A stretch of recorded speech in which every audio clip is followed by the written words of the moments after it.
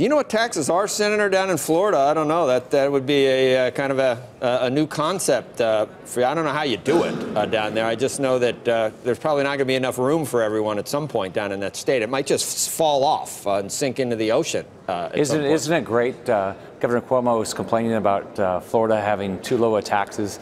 Well, I was governor. We cut taxes almost 100 times. And guess what? Our economy grew. We added 1.7 million jobs. Our GDP was up over 30%. Our revenues grew, and we could invest in things that we cared about. So tax cuts seem to work pretty well. If I had a camera on you and you didn't think anyone was watching when you saw this new deal, this new Green Deal come out, and you watched Elizabeth Warren or who else wanted the 77? That was Bernie at 77. I mean, are you like, yes, yes? I mean, do they have any idea that what most, I don't know, maybe most Americans don't feel that way anymore. But to me, it just, I see it and it's like, God, keep going left. Keep going. Well, I mean, they're not thinking about what Americans want. What do Americans want? When I was a governor, I said they want a job, they want their kids to get a good education, and they want to be safe. You can't do that when you kill the economy. That's what the Green Deal does. We're not going to have airplanes. I mean, we're going to have, oh, by the way, what happened to high-speed rail in California? Wait a minute. You're forgetting bacon, all right? I mean, airplanes is one thing, but bacon, come on. I mean, seriously? No fossil fuels. I mean, this is the craziest thing. We'd head in the direction of Venezuela. I mean, socialism does not work. Look at Venezuela. Everybody's poor. No one has money. I get in trouble for making faces. I can't help it, Andrew. I can't. My face just moves. It just, there's nothing. Anyway, what about this deal that the president, do you know one way or another whether he's going to sign this deal to keep the government open? I believe he'll sign it. I don't think it's a good deal. Look, we don't want to shut down government. None of us want to shut down government. It's the wrong thing to do. I don't believe in shutting down government.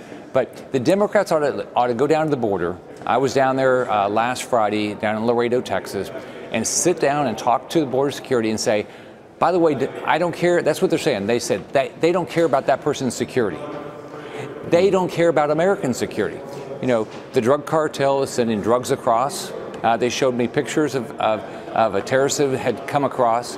And if you don't fund security, if you don't fund technology, if you don't fund barriers, then you don't care about American safety. That's what the Democrats are saying. Well, I keep hearing that Trump has turned it into a political football, but I would say to them, look, Trump ran on that. And you know, I'd say he won the election. Then they'd tell me he didn't win the election because he didn't win the popular vote. But then I'd say, but he did win the electoral vote and became president. So enough people seemed to agree at that point that they wanted border security. So the only reason I can see that all these Democrats have flip-flopped from the way they used to be, because they used to want it, right? I mean, we have tape of President Obama and across the board agreeing with all these things. So then the only reason not to is to deprive Trump of fulfilling a campaign promise, right? It's just politics. Yeah, it's just politics. Am I Who wrong, doesn't Andrew? want their kids to be safe?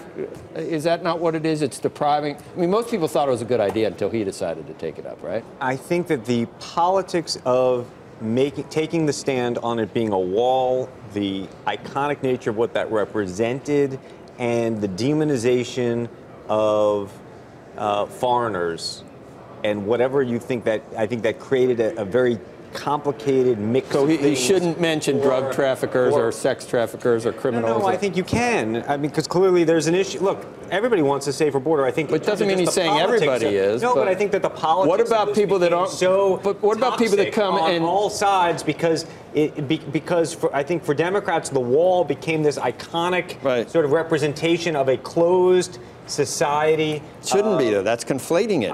I'm just suggesting to you that conflating illegal with legal immigration. But I think that, unfortunately, I think the president oftentimes did conflate legal with illegal. You think so, Senator Scott? I don't.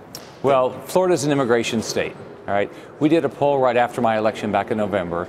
I think it was close to 69% of Hispanics in my state wanted stricter enforcement of our immigration laws. I think it was 69%.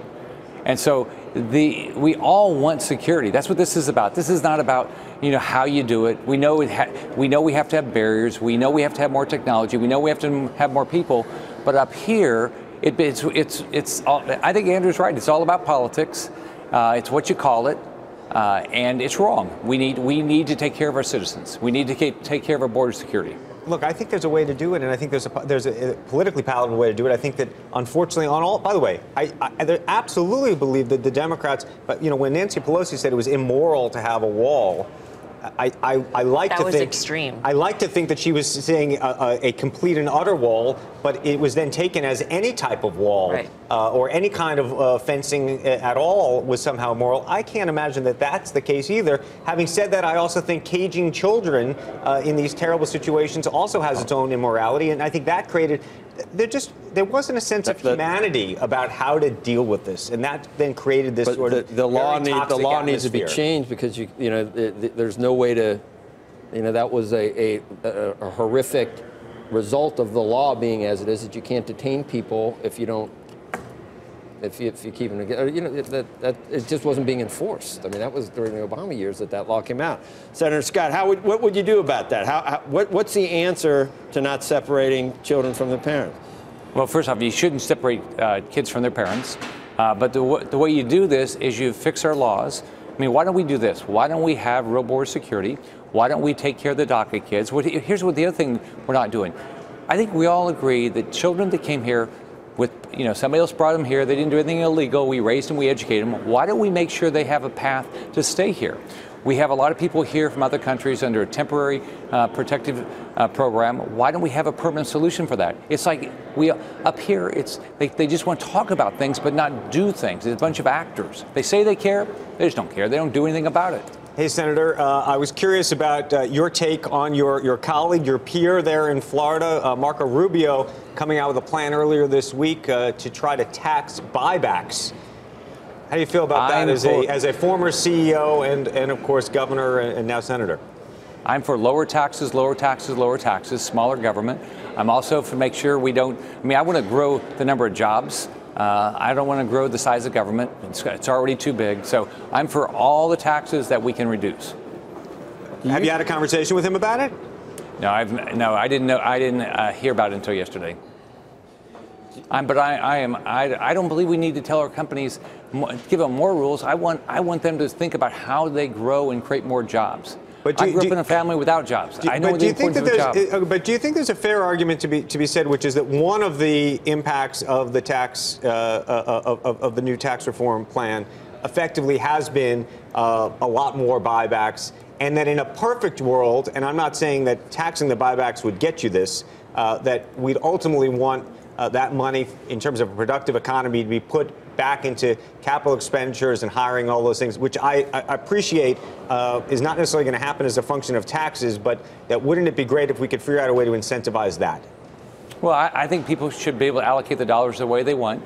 If companies can't figure out how to get a better return on the cash they have on their balance sheet, give it back to their shareholders. We don't want companies to sit on cash that, remember years ago, weren't people complaining because Apple had too much money on their balance sheet? So we don't want that, but we don't want to give the money back to their shareholders. It doesn't make any sense. Let companies figure it out.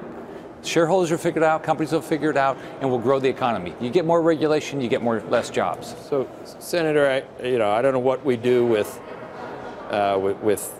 taxation. It's fairly progressive now. Cut it. Cut the taxes. Okay, but if there was a way to use increased taxes and direct it solely towards reducing the deficit, cutting spending and paying down the 22, or at least not letting the 22 trillion get any worse. Would a conservative decide that would be an effective use to somehow,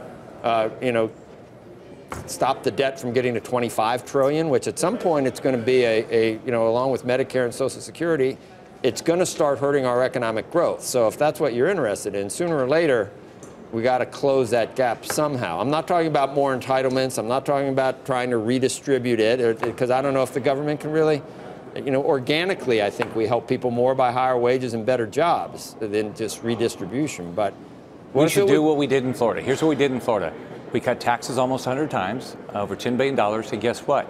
We grow 1.7 million jobs in 8 years, and I reduced the state debt by over 30%, over $10.5 billion. So if you grow the economy, you get more revenues in, and you can cut your deficit or cut your. I went from a $4 billion deficit to a $3 billion surplus. and I paid off debt for the first time in the state of Florida in 20 years. But you've got to grow the economy. You don't grow the economy by telling business people how to run their life. Do you think that this is resonating with people, Senator? I mean, the polls are now that a majority of Americans want to raise taxes. You know, stop the presses. They want to raise taxes on people that have a lot more money than they have. I don't think it's hard to get a majority there. But do you think that that's going to resonate in the 2020 election? I hope not, because it doesn't work. You raise taxes, you're going to get fewer jobs. If you want more jobs, give businesses the opportunity to grow and prosper and compete globally. If you do that, we'll get more jobs. Yeah, we you get more jobs, money, you get more revenues. They're not spending it on capital investment. They're just spending it on, I don't know, buybacks, shareholder appreciation, things like that, right? I mean, Well, where's the money? If you give the money back to your shareholders, that's going to go to individuals, and let them go figure out how to reinvest the dollars. It's got all the answers, and I'm trying for you, but. Anyway, thank you.